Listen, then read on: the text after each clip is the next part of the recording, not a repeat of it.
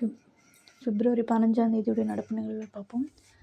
First point, நாட்டின் முதல் நீருக்கடியிலான இரட்டை சுரங்கப்பாதை திட்டம் அஸ்ஸாமில் 34 கிலோமீட்டருக்கு. ஒரு சுரங்கப்பாதையில் சாலையும் இன்னொரு சுரங்கப்பாதையில் ரயில் வழித்தடமும். செகண்டு, ஆற்றுக்கடியில் முதல் சாலை போக்குவரத்துக்கான சுரங்கப்பாதை மேற்கு வங்க மாநிலம். தேர்டு, கடலுக்கு அடியிலான முதல் ரயில் சுரங்கப்பாதை அகமதாபாத்லேருந்து மகாராஷ்டிரா இடையே புல்லட் ரயில் திட்டத்துக்காக. ஃபோர்த்து, அஸ்ஸாம் மாநிலத்தில் பிரம்மபுத்திரா நதிக்கடியில் பார்த்திங்கன்னா முதல் மற்றும் உலகளவில் 2வது இரட்டை சுரங்கப்பாதை எங்கேருந்து எங்கேன்னு பார்த்தீங்கன்னா கோப்பூர்லேருந்து நுமாலிகர் வரையில்.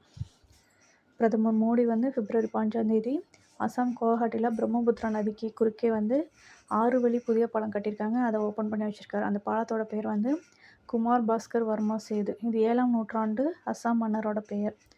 வடகிழக்கில் இந்த மாதிரி வடிவமைப்பில் கட்டப்பட்ட முதல் பாலம் இதுதான். பருவநிலை நடவடிக்கைகளுக்காக ஜிடிபியிலேருந்து 5.6% ஒதுக்கியிருக்காங்க. திறந்தவெளி அருங்காட்சியகம் தமிழகத்தில் எங்கே திறந்திருக்காங்கன்னா கீழடியில்.